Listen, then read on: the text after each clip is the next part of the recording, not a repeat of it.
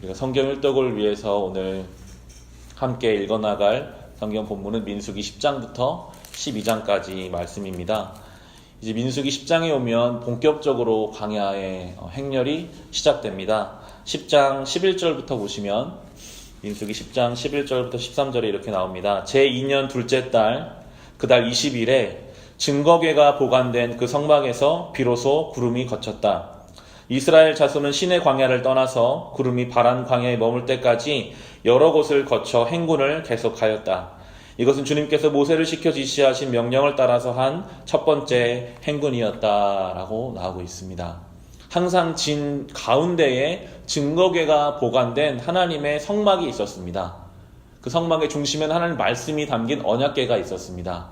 이스라엘 백성은 광야 생활을 할 때 늘 하나님 말씀을 중심으로 두고 그 길을 걸어갔습니다.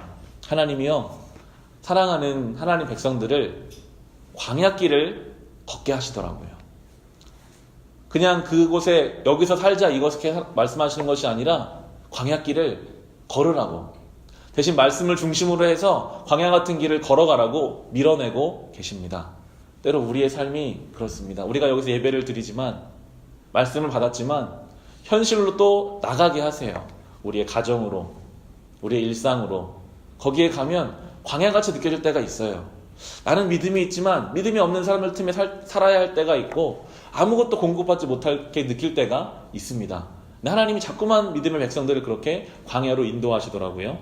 33절을 보시면 10장 33절 34절에 그들은 주님의 산을 떠나 사흘 길을 갔다. 주님의 언약궤를 앞세우고 사흘 길을 가면서 쉴 곳을 찾았다. 낮이 되어 그들이 진을 떠날 때면 주님의 구름이 그들 위를 덮어주었다라고 나옵니다. 주님의 산에서, 신의 산에서 하나님을 영광스럽게 경험했어요. 그런데 거기에 두시는 것이 아니라 떠나라고 하십니다. 다시 떠날 때도 또 나오죠. 하나님의 언약궤를 앞세우고 갑니다. 늘 하나님 말씀이 앞장서서 그 광야길을 걸어가게 하십니다. 그러면 낮에 뜨거울 때는 하나님의 구름이 덮어주시더라고요. 우리가 이제 이 말씀 가지고 다시 우리의 삶을 살아가려고 할 때 때때로 무더울 때가 있고 목마를 때가 있는데 그때 주님의 구름이 우리를 덮어주시겠다라고 말씀하고 계십니다. 그런데도 이 민수기를 보면 이스라엘 백성이 수없이 불평불만하는 것을 우리는 보게 됩니다. 11장은 불평하는 내용이 나와요. 11장에 보면 두 번 불평하는데 다베라라고 하는 곳에서 하나님 앞에 불평했다가 하나님이 불을 내리셔서 불타는 일을 경험하게 하십니다. 다베라라는 것은 불탄다, 불사름이라는 뜻을 가지고 있고요. 그리고 이스라엘 백성이 고기를 먹고 싶다라는 불평불만을 하기 시작합니다.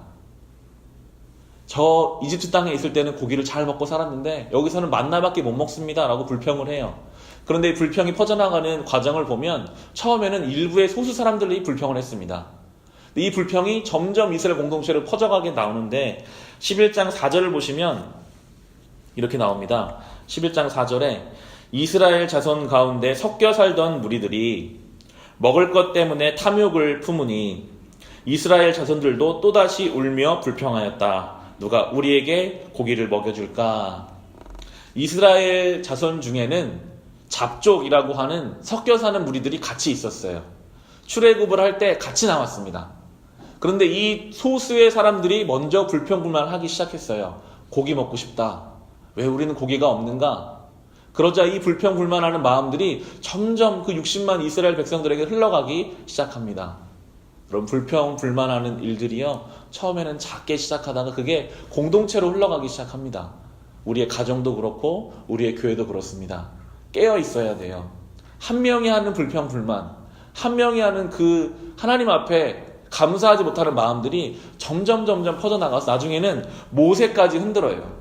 모세가요, 하나님 앞에 차라리 나를 죽여달라는까지 이야기가 나오게 되는데요.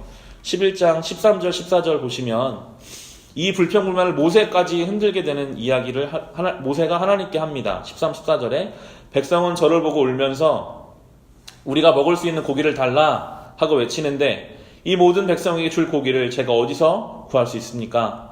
저 혼자서는 도저히 백성을 짊어질 수 없습니다. 저에게는 너무 무겁습니다. 주님께서 저에게 정말로 이렇게 하셔야 하겠다면, 그리고 제가 주님의 눈밖에 나가 있지 않았다면 제발 저를 죽이셔서 제가 이 공경을 당하지 않게 해 주십시오 라고 할 만큼 처음에 그 작은 불평, 불만의 목소리들이 공동체에 퍼지고 결국 그 공동체의 지도자까지 흔들게 되는 일들이 지금 나타나고 있습니다. 하나님이 모세를 위로하시죠.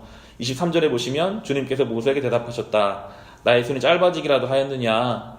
이제 너는 내가 말한 것이 너에게 사실로 이루어지는지 그렇지 아니한지를 볼 것이다 하시면서 하나님이 하시겠다고 모세를 도울 70명의 장로를 세우시고요. 메추라기 떼를 불러오셔서 메추라기 떼가 1m 가까이 쌓이게 할 만큼 이스라엘 백성에게 고기를 먹을 일을 보여주십니다. 그리고 고기를 먹자마자 그 불평 불만했던 이스라엘 백성들을 또 하나님이 진노하셔서 그들에게 벌을 주시는 일이 일어납니다. 많은 사람들이 그때에 죽게 됩니다. 하나님 앞에 불평 불만한 것을 하나님이 분명하게 또 물으시더라고요. 하나님 주신 것이 너무나 많은데 다 하나님의 인도하셔서 여기까지 왔는데 없는 것을 불평하는 것을 주님이 기뻐하지 않는다는 것을 성경을 통해 알 수가 있습니다. 11장 34절에 이렇게 나옵니다. 그곳에 사람들이 많이 죽고 나서 바로 그곳을 사람들은 기브롯 핫다아와 라고 불렀다. 탐욕에 사로잡힌 백성을 거기에 묻었기 때문이다 라고 나옵니다. 기브롯 핫다아와 라고 하는 것은 탐욕의 무덤입니다. 광야 생활 가운데요, 하나님이 탐욕을 묻고 그 탐욕스럽고 그 욕심 많은 것들을 다 묻고 그 다음으로 넘어가게 하시더라고요. 광야는 우리의 안에 하나님 보시기 합당하지 않은 것들을 잘라내는 과정입니다. 우리 안에 더럽고 추한 욕심들을 묻어버리는 것이 광야입니다.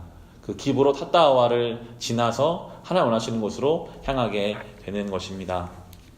오늘 이 말씀을 기억하며 사실 때 오늘부터 시작되는 우리 일상이 때로 광야같이 느껴질 수도 있습니다. 하지만 그곳에서 왜 이렇게 내 마음이 불편할까?